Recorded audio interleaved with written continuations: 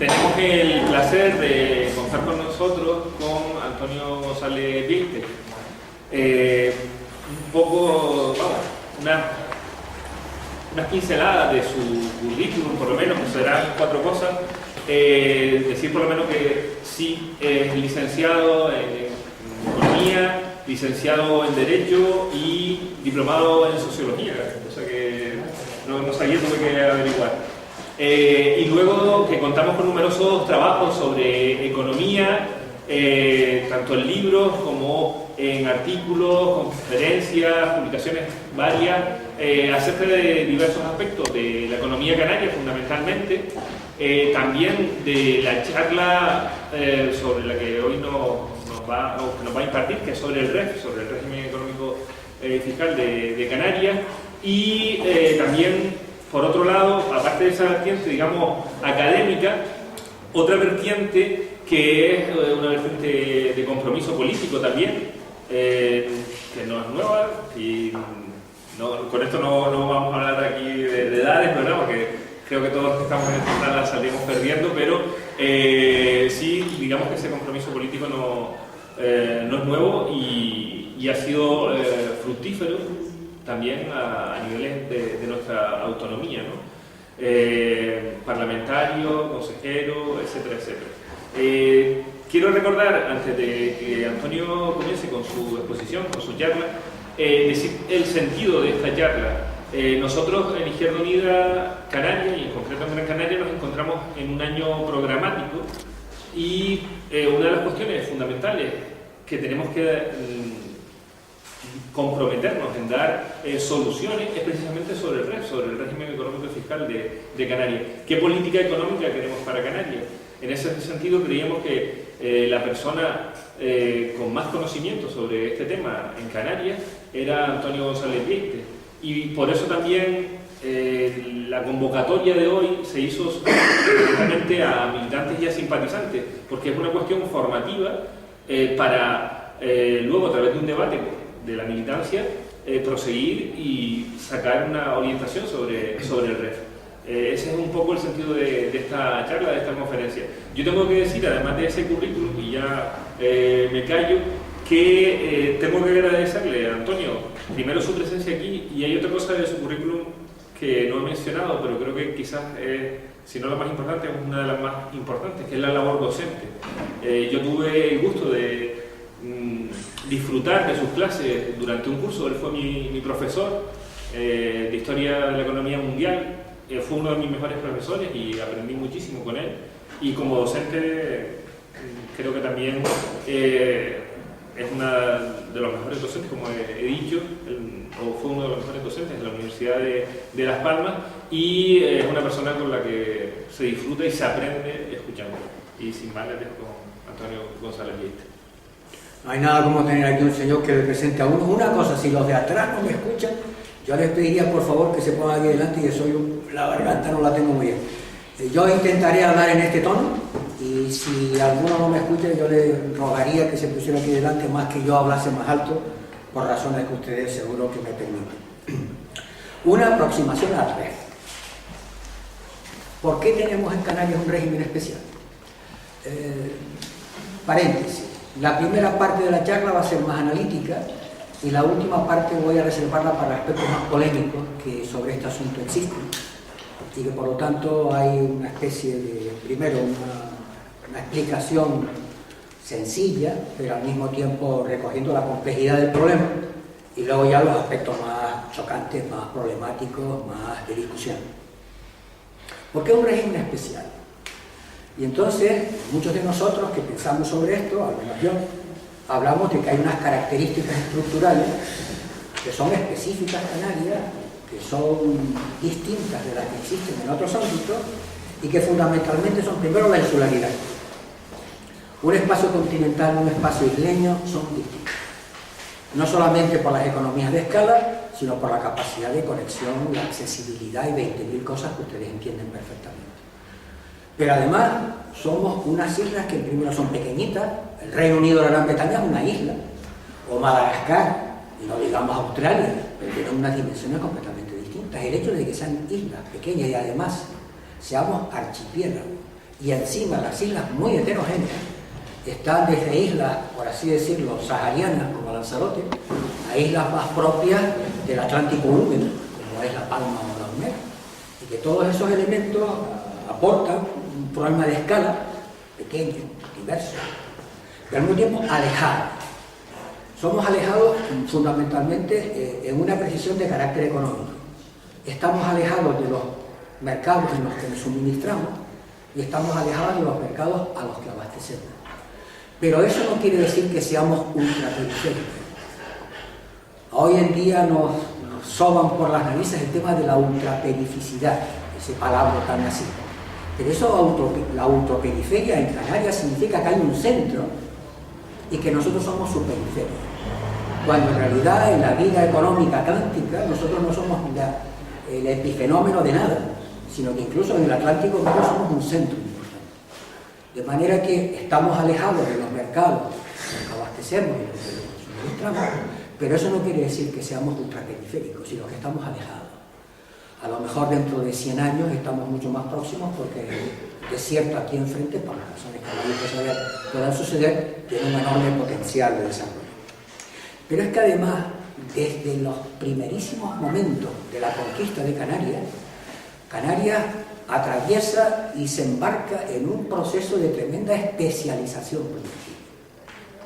La especialización productiva, que se expresa en los monocultivos hoy en día, ¿cuál es la especialización? El monocultivo turístico es la especialización fundamental donde un exportable, que es el paquete turístico, explica las características de nuestra sociedad. Y sin el turismo no nos podríamos entender, como ustedes saben perfectamente. Otra cosa es otra cosa, con los propios, pero sin el turismo Canarias sería distinta. Es un poco en ese escenario cuando si somos o estamos muy especializados, la especialización se queda coja si no hay intercambio. Y por lo tanto, el intercambio de esa especialización es absolutamente imprescindible. Es un poco con esas características aparece un elemento que también nos define. Canarias como sociedad es muy frágil y es muy sensible. Si hay una crisis en Alemania en este momento, los 4 millones de turistas alemanes que vienen aquí dejarían de venir en gran parte, y nosotros la sensibilidad de Canarias sería muchísimo más importante que la sensibilidad, a lo mejor con la de Mallorca, pero absolutamente distinta con respecto a otro tipo de cuestiones. Cuando, por ejemplo, algunos, pasa que ustedes son nuevitos, pero en el año 67-68 del siglo pasado, el canal de Suez se cerró por la guerra del Yom Kippur, y a partir de ese momento, en estos puertos de aquí, el volumen de trasiego y de tráfico era auténticamente inconcebible, no se podrían imaginar. Y además coincidió con que el Banco Canario Sahariano fue foco de las flotas japonesas, chinas, coreanas, de lo que ustedes se puedan imaginar. Cuando se acabó esa historia, la sensibilidad que aquí hubo fue importante, y por lo tanto el hecho de ser una economía muy frágil, muy sensible, cuando hay ciclos, nosotros somos los que más bajamos y a veces también los que más subimos, y en cualquier caso somos los primeros que notamos los efectos. Pues bien, todas esas cosas hacen lo que muchos llamamos un hecho diferencial. Somos diferentes, ni mejores ni peores, sino distintos, y un hecho diferencial requiere un trato diferencial, y ese es el REF. En el fondo el REF no es otra cosa que algo que nuestros tatarabuelos, nuestros ancestros han ido urdiendo y han ido combinando con las características de cada sociedad, de cada momento, lo que en este momento, ya veremos después, está a punto de perderse definitivamente. Bien, entonces lo que yo voy a intentar contar de ustedes, esta expresión un poco analítica, es cuáles son los pilares fundamentales de la reforma, que tendrán que explicarse de acuerdo con estas características que hemos visto. La primera es una, y me permiten que lea un texto escrito en 1487, agárrense. Pero es que no es malo que percibir que desde el primer momento, estamos hablando de la época de los reyes católicos, de los primeros reyes católicos, mucho antes que la conquista de Granada, todavía no se había conquistado ni La Palma ni Tenerife, había sido inaugurado el Real de las Palmas hacía poquito tiempo, pues dice, porque mejor se pueble de aquí adelante, por esta nuestra carta, esa carta de franqueza, hacemos libres y exentos de pagar y que no paguen alcabala. La alcabala era el impuesto más importante de la época, aproximadamente un 80%. Y que no paguen alcabala, ni moneda, que era otro impuesto, ni otros pechos, ni tributos, ni derechos algunos, decía, hasta 20 años primero siguiente. El fenómeno fundamental es que vivir en estas islas con estas características es más caro que vivir en el continente. Y en este momento lo que dicen los primeros reyes católicos en el 487 es que por los 20 años primero siguientes, esta era la pauta que siempre se hacía cuando se conquistaba cualquier ciudad a los árabes.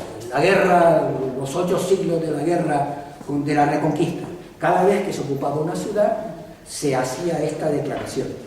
Pero 20 años después, en 1507, 20 años después, Fernando el Católico dice: mi merced y voluntad es que en adelante, para siempre jamás, gocen de la franqueza que les fue hecha, acatando las necesidades de la dicha isla.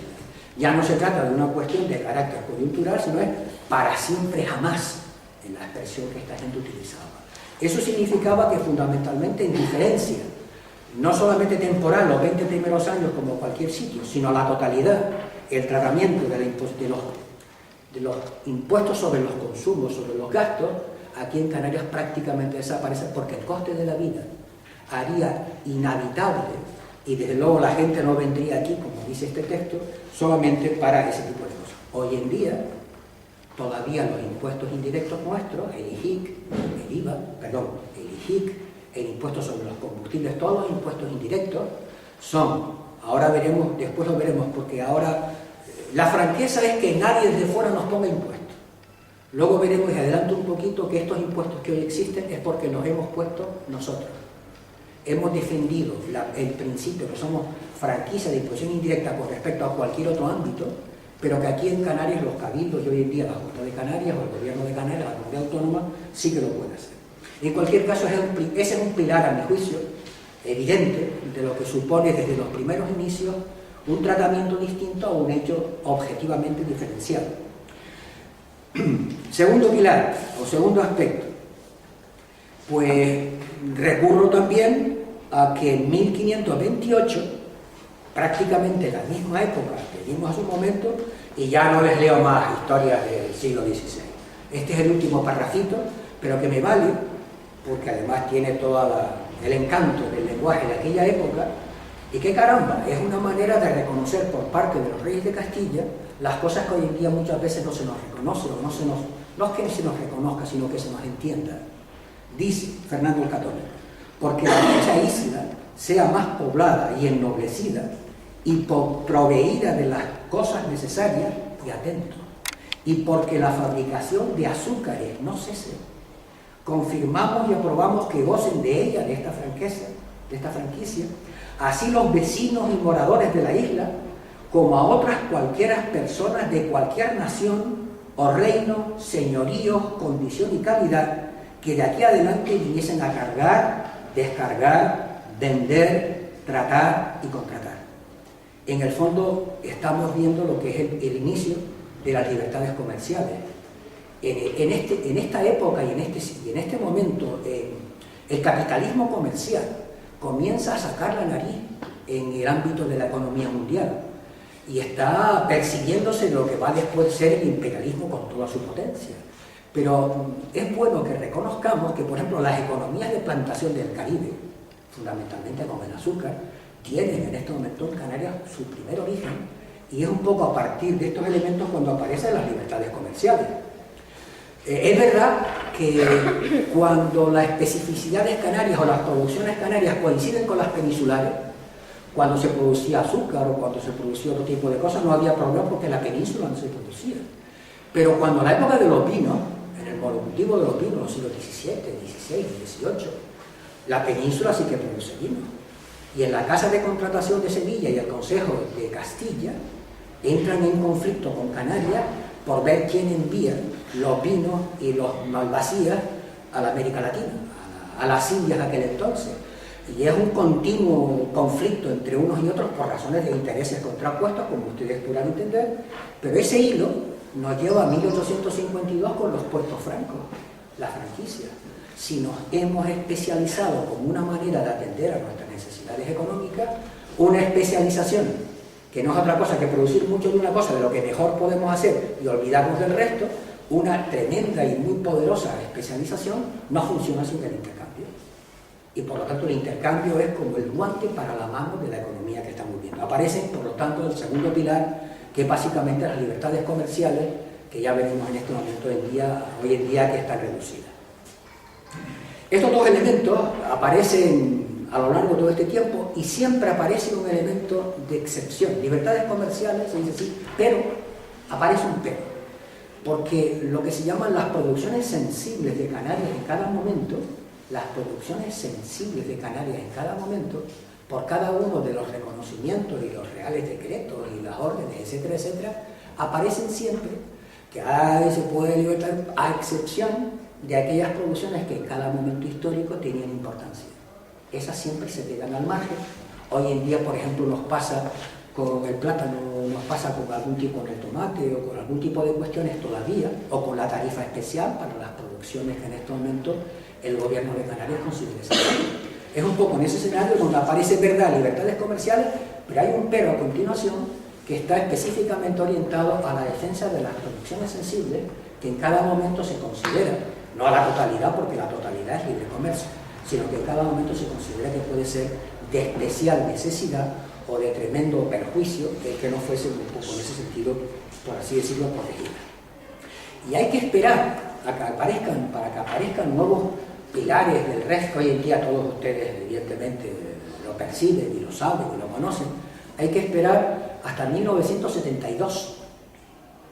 Para ustedes, el siglo pasado, sé que yo tenía la edad de algunos de ustedes en aquel entonces, y a mí me echaron de la Caja de Ahorros precisamente por el condenado régimen económico y fiscal y una bronca que se armó de 3.000 pares de narices, y que por lo tanto después veremos algunas de las cuestiones políticas que allí hubo, pero en cualquier caso es el año 72 cuando, después de una auténtica movilización de la burguesía canaria y de otras fuerzas sociales que vieron ante el franquismo lo que significaba meter un conflicto y presionar muy fuerte, se quiso meter el impuesto sobre el lujo, que jamás en la vida había existido, un impuesto estatal, indirecto, se quiso meter en Canarias y se consiguió una revolina de 3.000 pares de narices, en donde de hecho solamente dieron lugar al régimen económico y fiscal después de un montón de conflictos que no es el caso de este momento. Y en ese régimen económico y fiscal del año 72, que nos quedan pues 50 años atrás, en ese régimen económico y fiscal aparece un elemento que a estas alturas comenzaba a ser de enorme importancia, y es que la tremenda, la formidable evolución del capitalismo en todos los ámbitos continentales habían realizado avances de las economías continentales poderosísimos. Y en un momento determinado era un ámbito, era una etapa en donde básicamente se consumían, el siglo XX es el siglo del petróleo, las energías fósiles. Canarias no tenía energías fósiles. Y el tema de la accesibilidad, en un momento determinado se dice, el vivir en Canarias por las características tiene un coste. Y el coste de la insularidad aparece en el año 72 en el REF como un elemento que nunca antes había existido y que en este momento comienza a existir porque la electricidad, producirla por ejemplo en el Hierro, es 15 veces más cara que producirla en Castilla, o lo que puede ser la potabilización de agua de mar para bebernos. Ustedes nunca vivieron la etapa de las angustias de los barrios de Las Palmas cuando no había agua potable, pero la no existencia de agua potable en los barrios de Las Palmas en los años 60 y 70 fueron elementos en donde las asociaciones de vecinos en aquel entonces con tremenda potencia tuvieron una estatura del demonio, básicamente porque no existía agua, porque aquí se había machacado el acuífero para sacarlo, para regar plataneras y tomates fundamentalmente, y una esponja jugosa se había convertido en una piedra gómez, y todavía la experiencia de potabilizar agua del mar, que tenía que ser quemando combustible fósil, era prácticamente inimaginable. Pues todos esos elementos que son específicos de Canarias son el coste de la insularidad, y no digamos el transporte. Hoy en día ven ustedes el periódico y están todo el día dando la batabarra de si los que van a la península en primera tienen derecho también a que se les rebaje el coste del billete aéreo. y que, en fin, todavía existe. Entonces, temas como el transporte, la producción eléctrica y la producción de agua potable son elementos que con cargo, bueno, con cargo absoluto, pero son subvencionados por los presupuestos generales del Estado. Y ojo, estos elementos que estoy comentando afectan a la totalidad de la ciudadanía. El transporte, la electricidad y el agua afectan a la totalidad de los ciudadanos canarios. Porque el cuarto pilar que ahora les explico ya no afecta a la totalidad de los ciudadanos canarios. Solamente afecta a una parte. Porque este cuarto, estamos hablando del año 72, es una época en que quien tenga curiosidad por estos temas, se hablaba mucho de la planificación indicativa, de los polos de desarrollo, de los incentivos a la producción. Aparecen los incentivos a la producción, que no afectan a todos los ciudadanos, que solamente van a afectar a los empresarios. Y en principio el esquema es que por la vía de los empresarios, si se le hacen determinadas exenciones o bonificaciones, rebosará, por decirlo de alguna manera, a la totalidad de la ciudadanía, y por lo tanto los empresarios, en tanto que son las personas que crean empleo, que crean riqueza y toda la historia que ustedes conocen de sobra, pues un poco a partir de ahí, cuando aparece todo eso. Muchos de nosotros en aquel momento, una de las peleas fundamentales es que nosotros decíamos que esto era ya una suerte de privatización. Hasta este momento todas las medidas afectaban a todos los ciudadanos. A partir de este momento, hoy en día, el elemento principal del REF, lo veremos, es este, exclusivamente casi. Este es sobre lo que se vuelca fundamentalmente y sobre lo que después les comentaré cuál es la propuesta que hace el Parlamento de Canarias y el Gobierno de Canarias al Gobierno del Estado y a la Unión Europea, para que ustedes observen que este va a ser el pilar fundamental en todas las características y en todas las condiciones. En el año 72, cuando aparecen estos dos nuevos pilares, el coste de la insularidad, la compensación y el tema de los estímulos a la inversión productiva, también los dos primeros pilares funcionan. El primer pilar, que era el de los impuestos indirectos, pues prácticamente lo que ocurre en este caso es lo que antes les indiqué. A partir de una etapa anterior, los cabildos, cuando nacen hace ahora un siglo, son los primeros que colocan impuestos indirectos en Canarias y lo explican. Nosotros seguimos diciendo que el Estado no tiene competencias para generar impuestos indirectos en Canarias, pero nosotros somos entidades canarias y sí lo podemos hacer. Y por lo tanto, cuando alguien dice, no, la imposición indirecta existe, el argumento que siempre se da por vuestros tatarabuelos es que ellos siguen manteniendo que el Estado jamás podrá hacerlo, pero que nosotros, en función de las necesidades y tal, y los arbitrios para nacer, pusieron los arbitrios, los cabildos para nacer, pusieron los arbitrios para sustentarse. También es verdad que los temas de las libertades comerciales y las producciones sensibles son tremendamente importantes. En el año 72, entre otras cosas, se dice el mercado peninsular es un mercado esclavo para la producción platanera canaria. La producción tomatera peninsular tendrá en cuenta la producción canaria para acoplarse a las necesidades de esta en el momento para la comercialización y la distribución en el ámbito europeo. El tabaco canario y las labores canarias de tabaco, en aquel entonces tabaco, platanera y tomates eran una importantísima fuente de riqueza. El turismo estaba todavía, eran los chonis, no eran los guiris, eran los chonis. Y venían 60.000 al año, lo que en un mes vienen hoy a Lanzarote, venían a Canarias en todo el año. Es un poco en ese escenario donde estos elementos eran de tremenda importancia y aparecían incluso unas reglas especiales de origen que decían: si un producto yo lo importo y me viene por una partida arancelaria, los aranceles tienen un montón de partidas y se me viene por una, y cuando lo exporto aparece en otra partida porque yo le he hecho alguna otra cosa que lo ha modificado, eso es se nacionaliza como producto canario. Era un conjunto, es decir, estamos hablando de un momento en que hubo un meneo, el primer meneo autonomista, para entendernos, no fue con la época de la Junta Democrática que antes comentábamos, donde libertad, amnistía, estatuto de autonomía.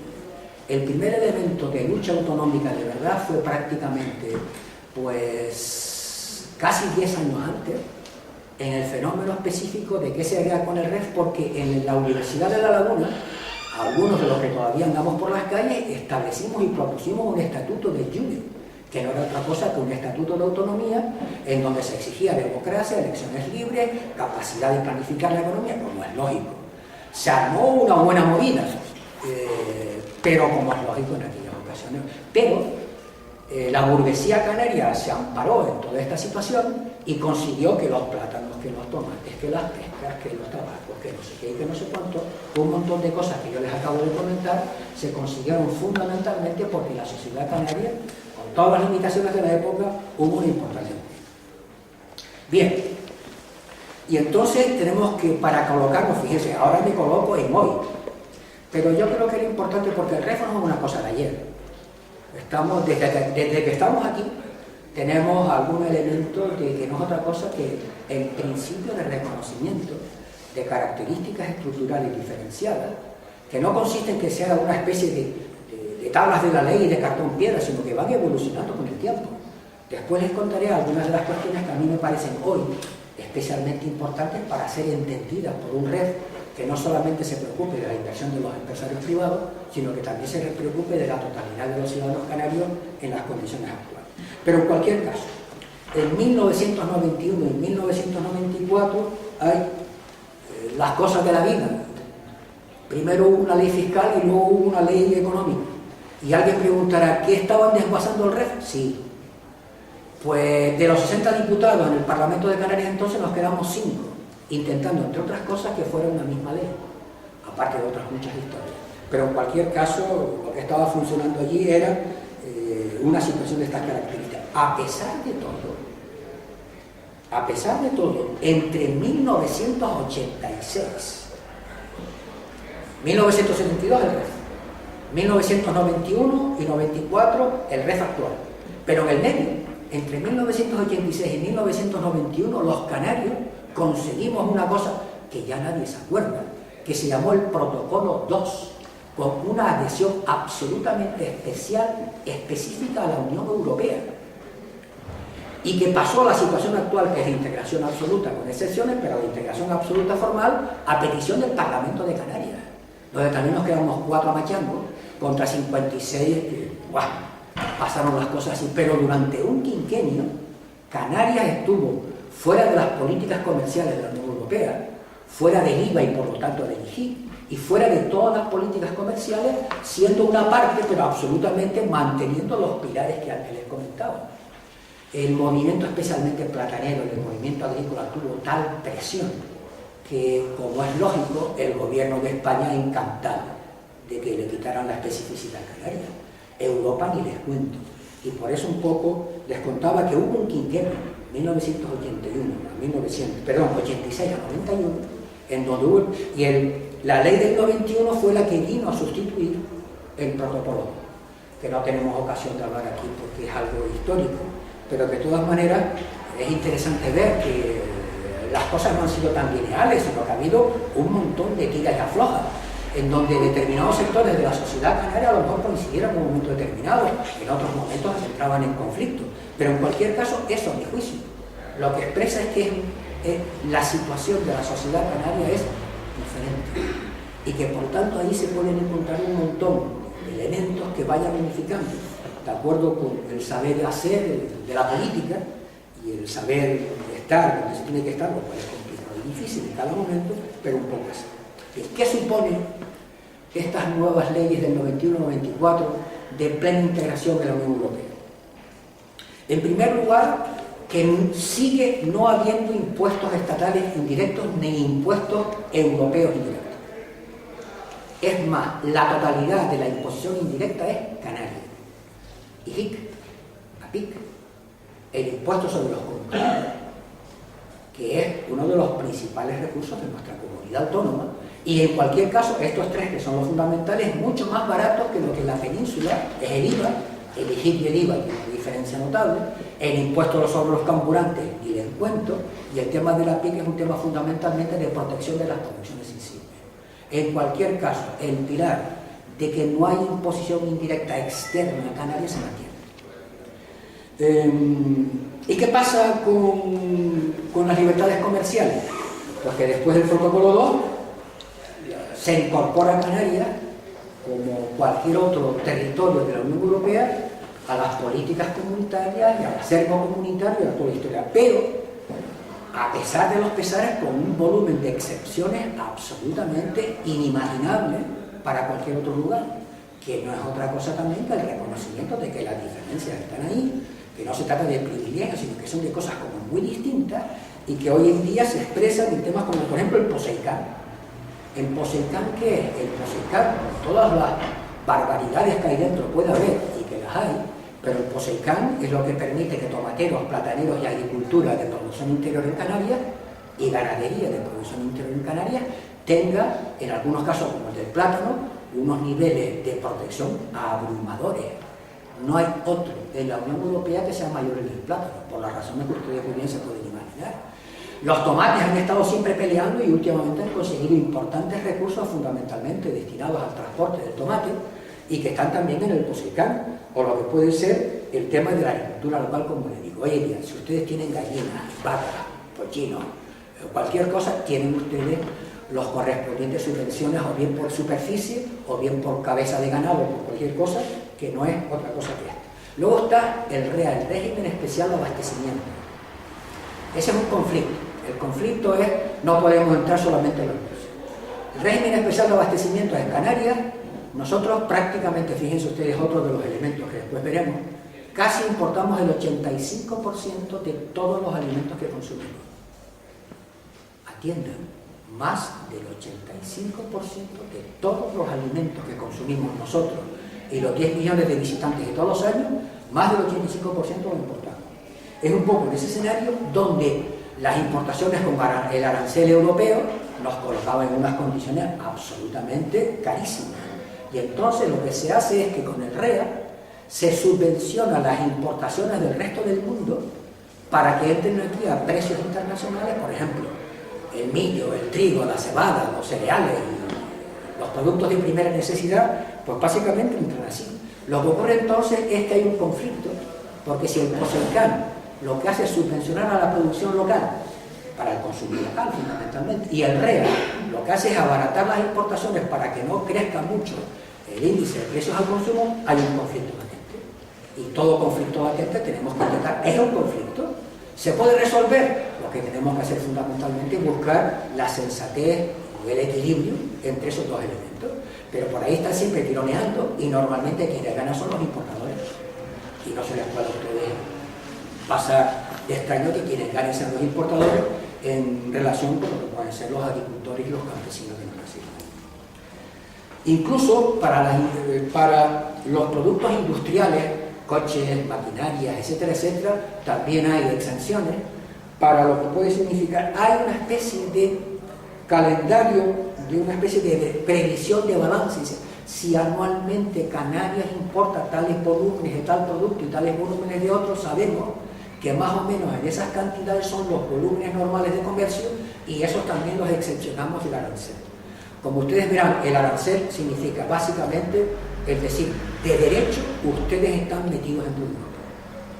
Pero al margen de esa especie de dictat, al margen de eso, la realidad es tan contundente que Europa, que odia las excepciones, está absolutamente necesitada, y así está reconocido, para todo este conjunto de excepciones. El coste y la insularidad. El coste de la insularidad, como antes les decía, pues prácticamente el transporte, electricidad, agua potable. ¿Para qué les cuento las últimas noticias que tenemos? ¿Qué? Pues que la subvención, porque va por los presupuestos generales del Estado, que la subvención a la potabilización de agua de mar, caput. Que Soria, con respecto a la electricidad y los servicios de cuánto, caput. Y que el transporte, vaya usted a saber, y estamos entrenados siempre. De todas maneras, en los últimos años, para que nos hagamos idea de una cosa, de esta historia, estamos hablando de las subvenciones alrededor de los 1.000 millones de euros. El PIB canario, es decir, todo lo que producimos en Canarias, está en orden de 45 o 46 mil millones de euros. Pues 1.000 millones están en principio fruto de ese conjunto de subvenciones que hacen que la gente en el Hierro hasta ahora pague la electricidad igual que se paga en Ávila o Guadalajara. Producir en el Hierro, insisto, salvo que ahora, paréntesis, pero hay que comentarlo, es una joyita lo que se ha conseguido en el Hierro, porque prácticamente, no sé si ustedes han tenido la fortuna de estar por allí, por aquellos lares, y han inventado, es verdad que la isla es chiquitita, que son 10.000 habitantes, pero han inventado un artilugio en donde prácticamente la totalidad de la energía va a ser energía renovable.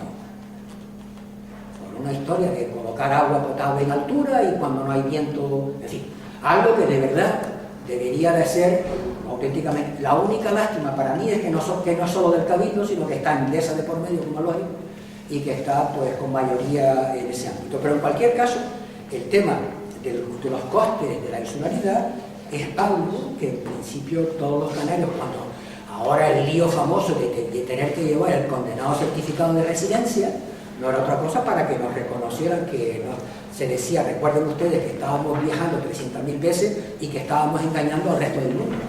Pues bien, esas historietas están conectadas con lo que representan las subvenciones a los residentes en el transporte y a las mercancías, fundamentalmente, sobre todo las que vienen más que las que van, y son solamente a los productos agrícolas tradicionales.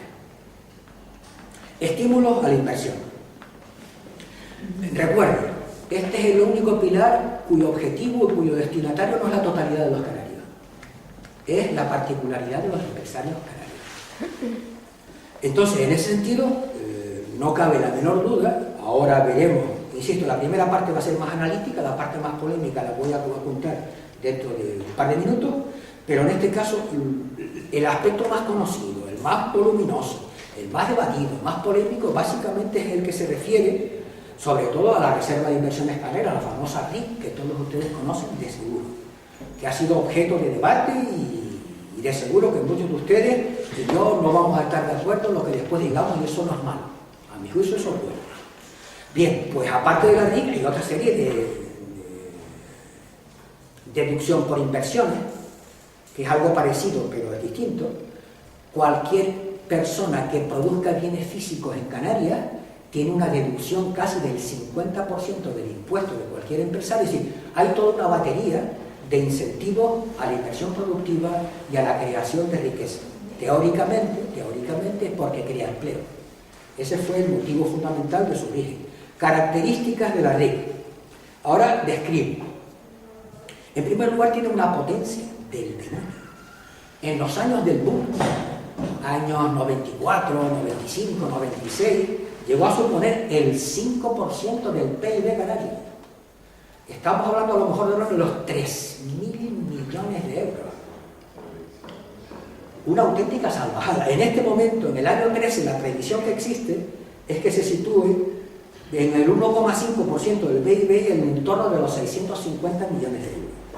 Pero que en cualquier caso tiene una potencia del demonio. Después veremos una consecuencia en la estructura sociopolítica, a mi juicio, muy interesante, al margen del valor, pero estructuralmente muy interesante, pero en cualquier caso tiene una enorme potencia. Uno de sus principales defectos técnicos es que es procíclico. Cuando el ciclo va a toda potencia, hay un montón de beneficios y la RIC se pone ahí arriba. Cuando el ciclo está lánguido, hay muy pocos beneficios y la RIC funciona poco, y por lo tanto es un apoyo al ciclo. Cuando está alto funciona con tremenda potencia y cuando está bajo funciona con escasa potencia. Eso es lo que ha hecho que algunos empresarios comiencen, entre otras cosas, a decir, lo que nos hace falta son instrumentos que ataquen al ciclo, lo cual en principio, de una perspectiva de teoría económica abstracta, es algo que en principio es interesante. Otra cosa es cómo rayos se puede estructurar eso y de acuerdo a los intereses de quién. Pero en cualquier caso, antes que nada, bueno, el descontrol en la materialización es donde rayos se invierte, donde se materializa, un absoluto descontrol.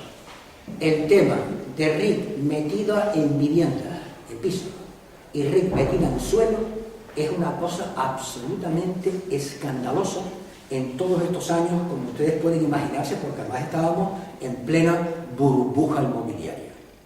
Imagínense ustedes lo que esto ha podido significar.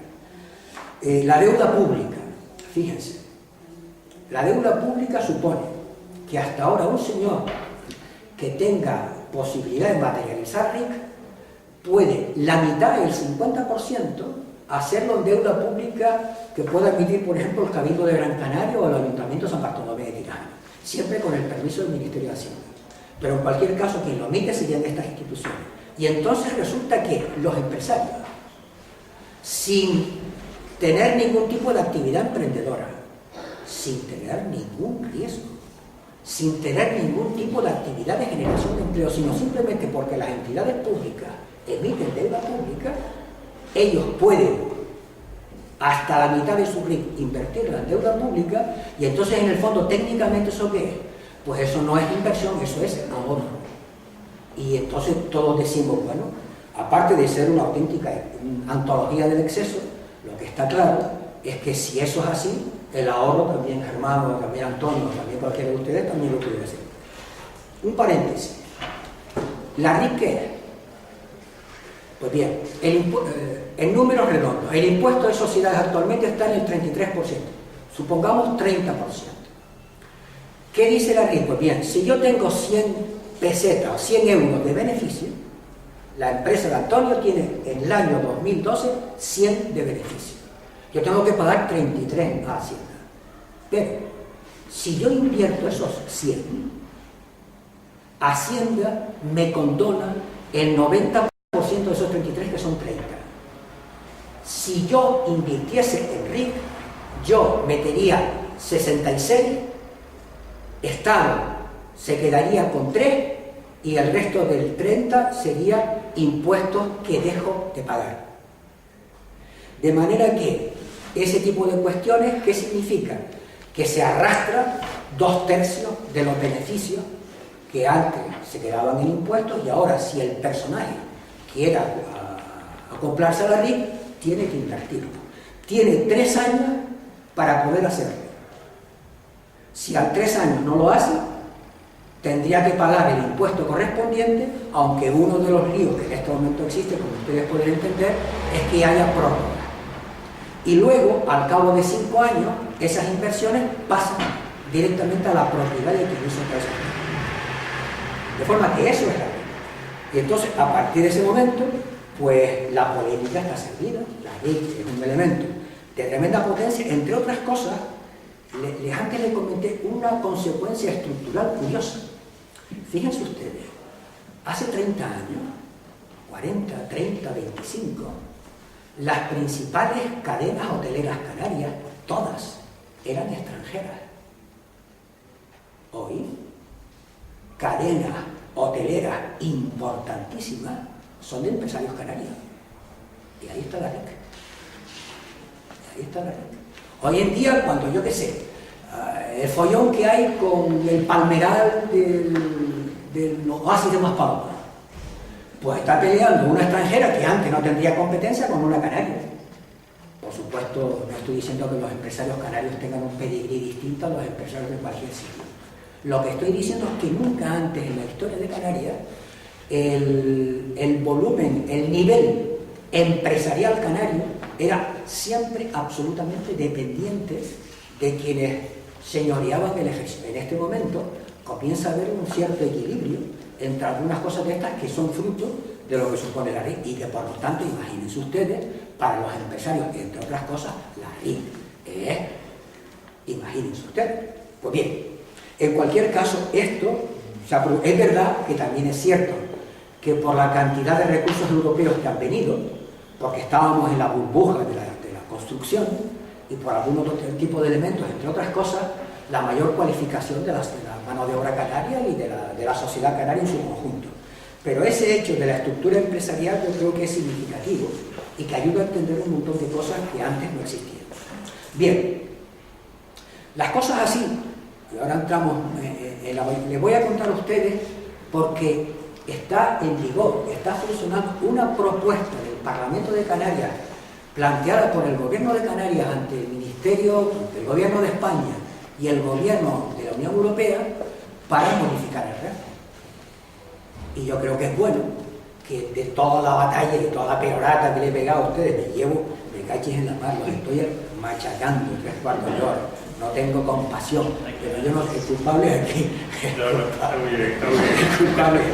Pero entonces ahora, para ya como la última parte, vamos a comentar qué es lo que en este momento está escrito y qué es lo que se está pidiendo que se modifique de todas estas cosas que estamos comentando.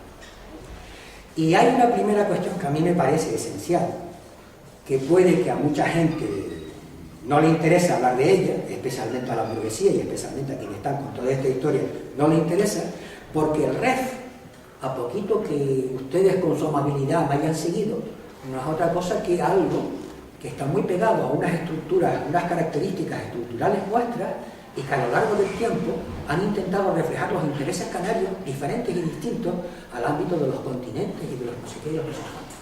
Y que por tanto es un patrimonio de la sociedad canaria, patrimonio de la sociedad canaria, y que cualquier modificación debería de tener como principal objetivo que la sociedad canaria fuese la principal y absoluta primera beneficiaria, directamente beneficiaria de todo este conjunto de cosas. Pues bien, lo que se le plantea al gobierno, empiezo por lo que puede ser más significativo, es una revisión de 7 años. Nunca ningún texto del REF tenía fecha de caducidad.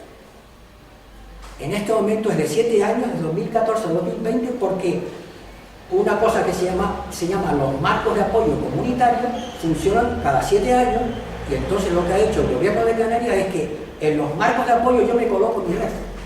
Es decir, pasa de ser un elemento de concepción a largo plazo, de ser un elemento de coyuntura de los próximos 7 años. Y como es lógico, todas las peticiones que se hacen están pegadas a la coyuntura.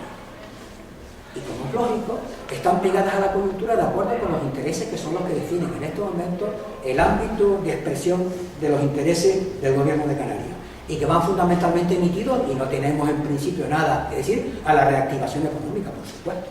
Pero que en cualquier caso, básicamente lo que nos preocupa, y ya verán ustedes exactamente por qué, es que se abandona la esencia de lo que ha sido el régimen económico y fiscal, que a mi juicio es el reconocimiento del principio permanente de la diferenciación de Canarias. En este momento aparece como un plan de desarrollo, como un marco de apoyo comunitario, y que dentro de 7 años tendremos que discutirlo de arriba abajo, como se discute, yo qué sé, la política hidráulica de Badajoz, con todos los respetos para Badajoz y su política hidráulica.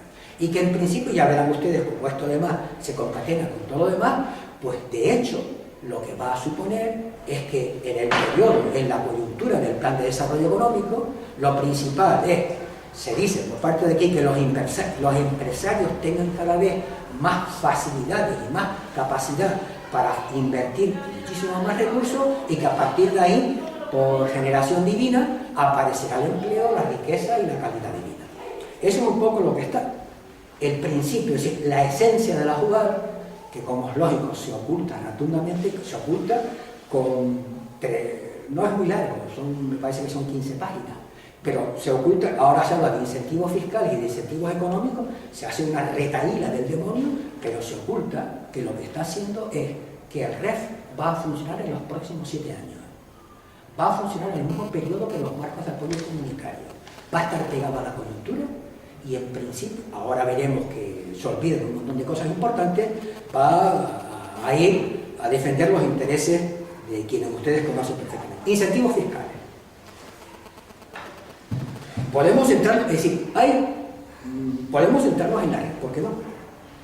En primer lugar, en la época de mucha bonanza, como la RIC era procíclica, y cuando había mucha bonanza había mucha RIC, los empresarios decían, no tenemos dónde invertir RIC, presuponiendo que la RIC era de ellos, no que fuese un impuesto que ellos pudieran eludir si invertían, no. En un momento determinado, ¿y qué hacemos con la RIC?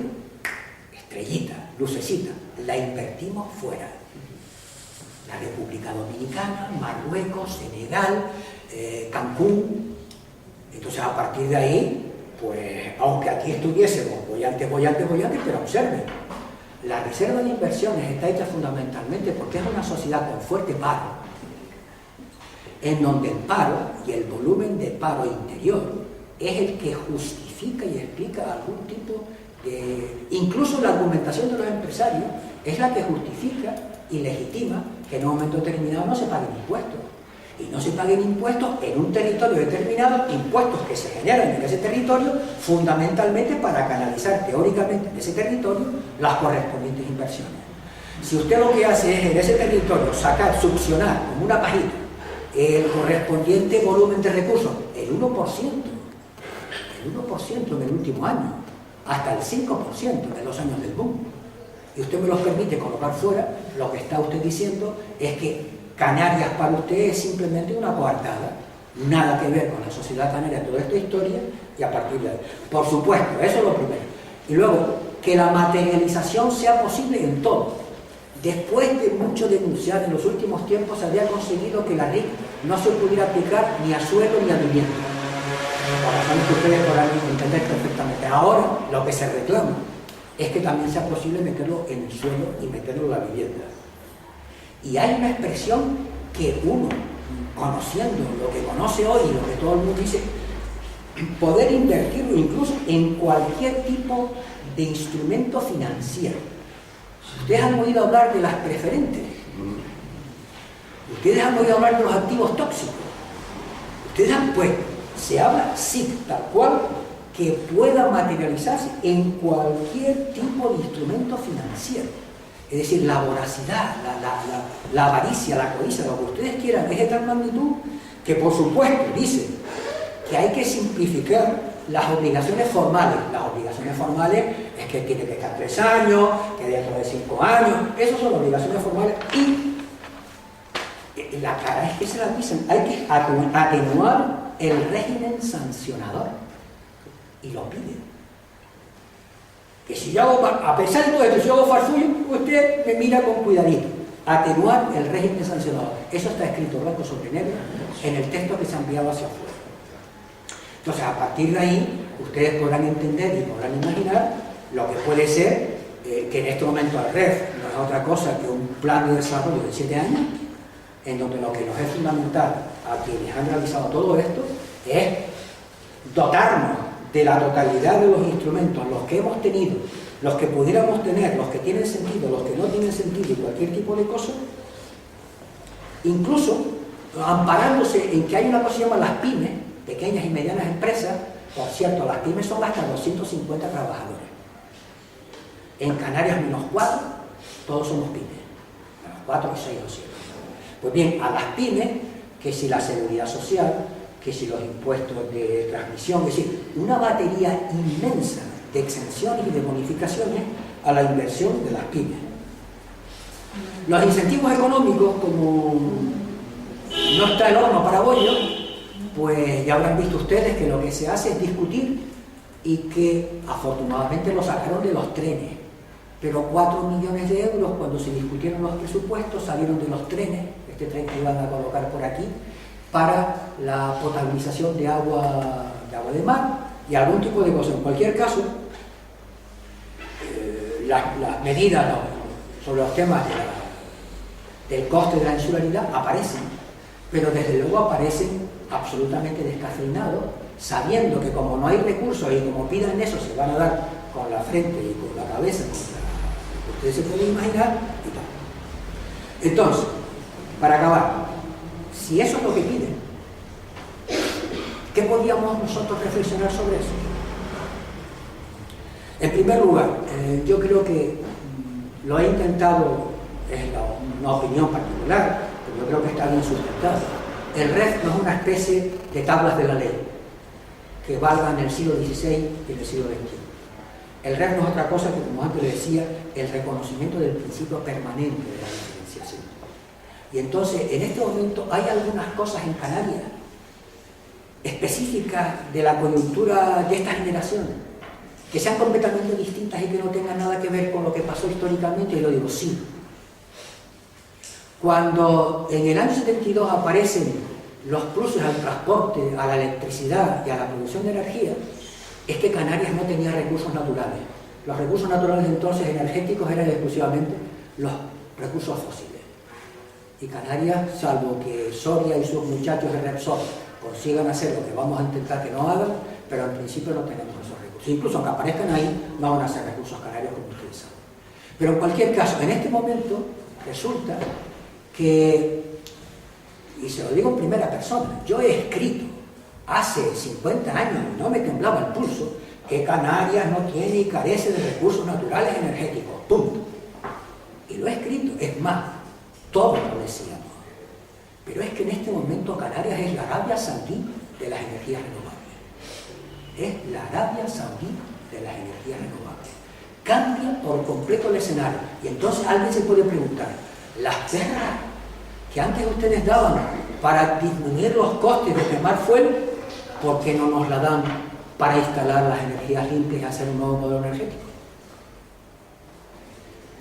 Y Europa es tremendamente sensible a los temas medioambientales y de eliminación del cambio climático, ese tipo de cosas. Por supuesto, ese tipo de planteamiento nos beneficiaría a todos, no solamente a los empresarios, también a los empresarios, por supuesto, son gente de aquí, pero nos beneficiaría. Estaría en el escenario de aquellos pilares del régimen económico y fiscal que tantas veces hemos comentado que por su propia naturaleza estaban pensados para la totalidad de quienes viven en estas tierras. Es un poco en ese escenario, yo solamente lo apunto, cuando me parece que perfectamente se podría decir. ¿Cuál es el otro elemento que a mí me parece absolutamente hoy trepidante y que la próxima generación, la gente nueva que está aquí, le va a marcar su vida? Es que estamos en una frontera sensible.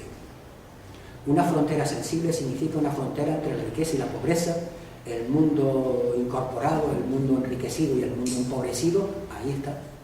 Es verdad que no tenemos la dimensión demográfica que pudiera tener en otros sitios, porque ahí hay, en la cercanía, lo que hay es un desierto, pero en todo ese continente africano, por ahí abajo, hay un montón de sociedades que, entre otras cosas, están pidiendo elementos que en Canarias somos auténticamente poderosos, como es la energía limpia y la potabilización de agua de mar. Y en Canarias, y yo les invitaría a ustedes, políticas margen, de que fuesen un día al Instituto Tecnológico de Canarias y a la Mancomunidad del Sureste. Se los aconsejaría, para que ustedes percibieran la cantidad de cosas que se están haciendo ahí abajo, y que en muchas ocasiones, como no las conocemos, pensamos que son inimaginables. Y hay cosas que a lo mejor los canarios mismos no tenemos, incluso pensamos, muchachos, ¿cómo vas a pensar en esas cosas? Eso es un imposible. Y ahí abajo, con gente formidable, pertenezcan a otras organizaciones políticas, yo en este momento creo que lo fundamental es encauzar las cosas hacia el bienestar de la inmensa mayoría y que el elemento partidario debería de ceder, con todo el respeto, al elemento fundamental, que además es el discurso que tienen ustedes, es el discurso que tienen ustedes, a lo que significa este gobierno. Pues una de las características nuestras fundamentales, ahora no, pero recuerden ustedes lo que pasó hace 3 y 4 años, cuando vinieron aquí, no sé si eran 20.000 chiquitos que se jugaban la vida por dar el salto. Y seguimos siendo esa frontera. En este momento esa frontera está encauzada más hacia el norte, por razones que yo en este momento desconozco. Pero el hecho esencial, la diferencia. En algunos textos que, si tienen ustedes curiosidad, yo les puedo comentar, se habla de que una de las principales diferencias, no lo que significa renta per cápita, sino lo que significa bienestar humano, o esos elementos que valoran también la esperanza de vida, el nivel de la sanidad, ese tipo de cosas que no es solamente la renta per cápita, sino que son otros elementos mucho más, nos dicen que en Canarias, aquí y aquí enfrente, es en los sitios en el mundo en donde las diferencias son mayores. Y yo estoy convencido que la sociedad canaria, nosotros, nuestro futuro está también muy condicionado por lo que pasa aquí enfrente con las millones de personas, y eso es una característica específica de que somos fronteras sensibles. Y somos fronteras sensibles de España, de Europa, del mundo rico y del mundo pobre. Ahí está Cruz Roja. Ahí aparece probablemente UNICEF. Aparecerán un montón de cosas que no está diseñado sino por otro elemento que no sea la compasión o la caridad. Y lo que estamos buscando es el codesarrollo. Y yo creo que deberíamos ser capaces de que el REF, afectando a todos los canarios, también fuese capaz de percibir, por ejemplo, una sugerencia que hemos escrito algunos hace algún tiempo. El RIC, la RIC de las narices, significa que el Estado, en vez de cobrar el 33%, cobra solamente el 30% hacia sus impuestos. Pero, ¿y si de ese 30%, nosotros le decimos al empresario que utilice 20% y el resto de los 10% pasa al gobierno de Canarias, para que por las vías de los acuerdos con las vilayas, las provincias o quien sea de ahí enfrente, poder comenzar con recursos que ya se están gastando por parte del gobierno, que lo único que se insistiría es que en vez de beneficiar solamente a los empresarios, beneficiase a la totalidad de los ciudadanos canarios con rebote en lo que representa nuestro interland más inmediato. Yo creo que sería perfectamente posible hacerlo. Por último, mi opinión personal con respecto al tema más polémico que es la RIC. Yo pienso, y seguro que estoy equivocado, que sería conveniente y adecuado transformar en este momento en una especie de Fórmula 1 sin piloto. Ustedes imagínense un Fórmula 1 sin piloto, así, Fórmula 1 que significa que tiene una potencia del demonio, pero básicamente está dirigido hacia donde está dirigido, que es lo que antes vimos. Si nosotros pudiéramos transformar, meter un chofer, que debería ser un chofer público, por supuesto, para que orientase y dijese, mire usted, solamente en biología marina, solamente en energías renovables, solamente en codesarrollo, solamente en turismo para transformar y modificar plazas que no ocupen ni un solo metro cuadrado de suelo que no esté ocupado. Yo creo que sería tremendamente interesante en Canarias contar con recursos para poder desde el gobierno, con el control correspondiente que eso requeriría, pero hoy en día con las tremendas potencias que tienen las técnicas, las tecnologías de la información y de la comunicación, eso está chupado de poder controlar si se quiere controlar. Entonces, hay muchas veces, mucha gente opina y discute conmigo, dice lo que hay que hacer con la RIE es anularla, mandarla para la borra, que cobren, que paguen los impuestos y se acabó tanta historieta y tanta historia. Y es una solución, desde luego mucho mejor que la actual. Pero ante eso y la posibilidad de coger ese instrumento y ser capaces de políticamente dirigir, y en vez de estar dando tumbos por ahí con su tremenda potencia, fuésemos capaces de dirigirlo a donde a nosotros nos hace falta, a la soberanía energética, a la soberanía alimentaria, a un turismo de calidad sin ocupar más espacio y tal, yo digo, a mí eso me gustaría. Muy bien, muchas gracias.